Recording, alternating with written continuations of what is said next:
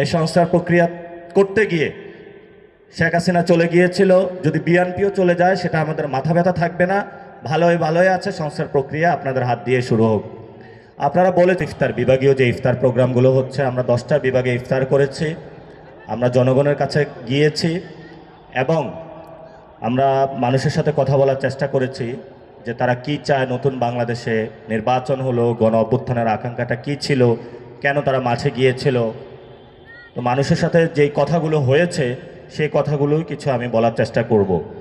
প্রথম হলো, নির্বাচনের আগে আমাদের এই 3টি এজেন্ডা ছিল বাংলাদেশে। একটি হলো সংস্কার, আরেকটি হলো বিচার, আরেকটি হলো নির্বাচন। তো আমরা যখন সংস্কারের কথা বলতাম মাথা তুলেই বলতে হলো নির্বাচন, যদি বলতাম যে বিচার মাথা তুলেই বলতে হলো নির্বাচন। তো তাহলে এখন নির্বাচন হয়েছে, সংস্কার আর বিচারের কি হবে সেই বিষয়ে কোনো আমরা স্পষ্ট বক্তব্য পাচ্ছি না। সংস্কার প্রক্রিয়া কনসেনসাস কমিশনে ছিল, সেখানে আমরা সবাই সাইন করেছি ঐক্যবদ্ধভাবে, সবাই রাজি হয়েছি। তার পরবর্তীতে বলা হলো যে এটা করা যাবে না, তারপরে গণভোটে গেল সেটাতে গণভোটে জনগণের রায়ও আসলো। এখন তারা হলো গণভোটকে অস্বীকার করছে এবং সংস্কার প্রক্রিয়া যেটা সেটা বাধাগ্রস্ত সৃষ্টি করে চলছে।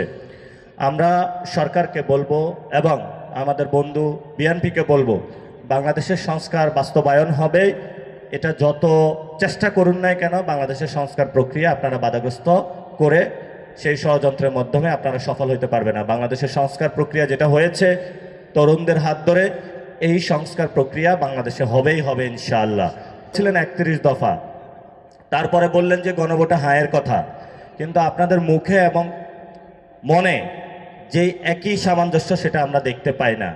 আপনি বাংলাদেশে নামে বললেন যে শহীদ ওসমান হাদি ভাইয়ের হত্যাকাণ্ডের বিচার আপনি করবেন, আপনি প্রধানমন্ত্রী হয়েছেন ইঞ্জিনিয়ারিং করে যেভাবে হোক না কেন, এখন কিন্তু আপনি শহীদ ওসমান হাদি ভাইয়ের হত্যাকাণ্ডের যে বিচার রয়েছে সেই বিষয়ে কোনো স্পষ্ট আমরা কোনো বক্তব্য পাচ্ছি না। 24-এ যারা শহীদ হলো তাদের আমরা বিচার প্রক্রিয়া নিয়ে এই পর্যন্ত কোনো স্পষ্ট কোনো বক্তব্য পাচ্ছি না। এবং আমরা মাশাআল্লাহ একজন স্বরাষ্ট্রমন্ত্রী পেয়েছি, উনি বলে আবেগ দিয়ে রাষ্ট্র চলে না। এটা তো সত্য কথা, রাষ্ট্র চলে যুক্তি তর্ক সেটা দিয়ে, কিন্তু বাংলাদেশে শুধু আবেগ দিয়ে এসালাম গ্রুপ চলে, আর কোনো কিছু চলে না। এবং এই এসালাম গ্রুপের জন্য যারা আপনার পকেটের টাকা লুপাট করেছে, ব্যাংকগুলোকে দেউলিয়া করেছে, জনগণ ক্ষুদ্র ক্ষুদ্র নিজেদের ডিপিএসে ব্যাংকগুলোতে রেখেছিল ট্রাস্ট করে, সেগুলো নিজেদের টাকা তারা মনে করে বিদেশে লুটতরাজ করেছে, সিঙ্গাপুরে নিয়ে গিয়েছিল, বিভিন্ন দেশে। সেই এসালাম গ্রুপকে কখন আইনের আওতায় আনা হবে সেই বিষয়ে আমরা স্বরাষ্ট্রমন্ত্রীর কাছে স্পষ্ট বক্তব্য চাচ্ছি।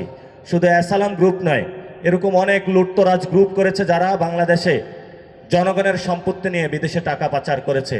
আপনার আমার জীবনের শেষ সম্বলটুকু যেটুকু আছে সেগুলো তারা বিদেশে পাচার করে দিয়েছিল, সেই বিষয়ে তাদের স্পষ্ট বক্তব্য চাই।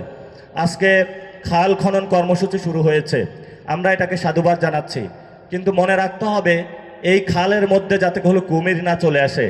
এই যে ভারতের সাথে যে চুক্তিগুলো হয়েছে আপনাদের এবং আওয়ামী লীগের যে চুক্তি হয়েছে, সেই চুক্তির মধ্য দিয়ে এই খালের মধ্যে যাতে হলো আওয়ামী লীগ এবং ভারতীয় কুমির না পড়ে, আমরা সেই কুমির সম্পর্কে আপনাদেরকে হুঁশিয়ার করতেছি। এবং পুরো বাংলাদেশের দিকে তাকালে আমরা দেখি দর্শন হচ্ছে, বিচার হচ্ছে না, সংস্কার প্রক্রিয়া হচ্ছে না। এবং গতকালকেও শহীদ মিনারে একজন নাগরিকের জীবনহানি হয়েছে, নাগরিকদের কোনো জীবনে নিরাপত্তা নাই।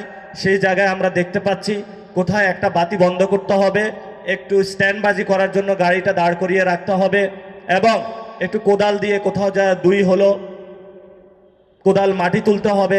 আমরা দেখেছিলাম শেখ হাসিনার সময় অনেক উন্নয়ন হয়েছিল, কিন্তু পুকুর চুরি দুর্নীতি হয়েছিল।